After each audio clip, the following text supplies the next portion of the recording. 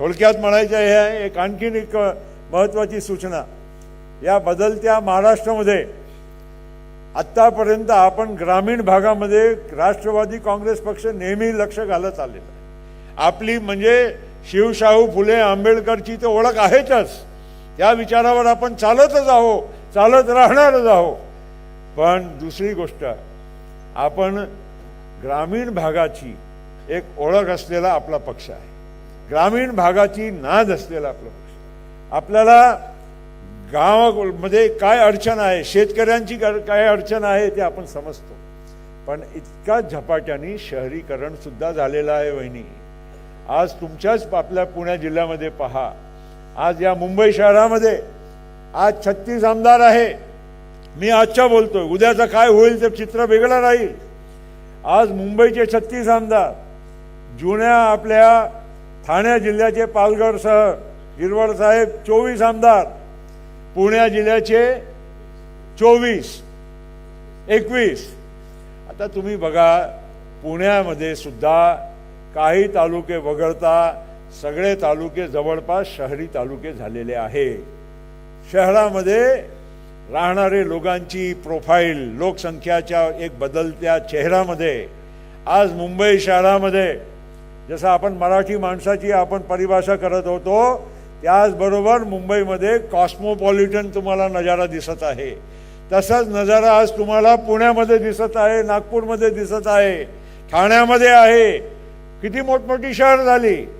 उद्याच्या महाराष्ट्राची पण निवडणूक ह्या शहरी भागाचा वजन ग्रामीण भागापेक्षा जादा राहणार आहे, हे विसरता कामा नये. आणि त्याच्यासाठी आपली तयारी किती आहे, आपल्या पक्षाच्या कार्यकर्त्यांची तयारी शहरामध्ये किती आहे, हे सुद्धा आपण विचार केला पाहिजे. मुंबईमध्ये आता नवाबभाई बसलेले आहे, सना मलिक वगळता आपल्याकडे एकही आमदार नाही. मागच्या काळात आपण कॉम्बिनेशनमध्ये 4 पर्यंत गेलो होतो, ते सर्वात जास्त होता. आणि अशा परिस्थितीमध्ये आपण शहरी भागामध्ये सुद्धा लक्ष केंद्रित केल्याशिवाय आपल्याला पर्याय नाही, ही अत्यंत महत्त्वाची बाब आहे. आणि म्हणून मी वेळ जास्त घेणार नाही. आता वहिनीच्या भाषण आपल्याला ऐकायचं आहे, आणि त्यामुळे मी आपल्या सर्वांना सूचना करत हेच विनंती करतो की अजितदादाचा स्वप्न जर पूर्ण करायचं असेल, राष्ट्रवादी काँग्रेस पार्टीच्या तुम्ही जसं धनंजय मुंडेच्या भाषणामध्ये शेवटचा कार्यकर्ता कोणी नॉट आऊट राहिला नाही पाहिजे, धनंजय तुझा इशारा आम्हाला समजलेला आहे, ते असा काही ती चिंता करू नका. रिटायर्ड हर्ट जे होतो ना, रिटायर्ड हर्ट क्रिकेटच्या परिभाषामध्ये, त्यांना परत बॅटिंग करून म्हणजे करायची परवानगी मिळत असते. ते बादामध्ये गिनती नाही होते, त्याची बाद झालेल्यामध्ये रिटायर्ड हर्टची गिनती होत नाही.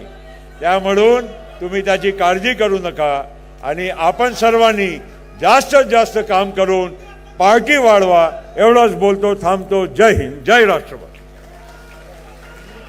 धन्यवाद प्रफुल्लभाई.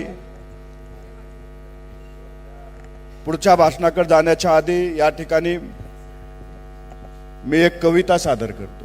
छोटीशी कविता आहे.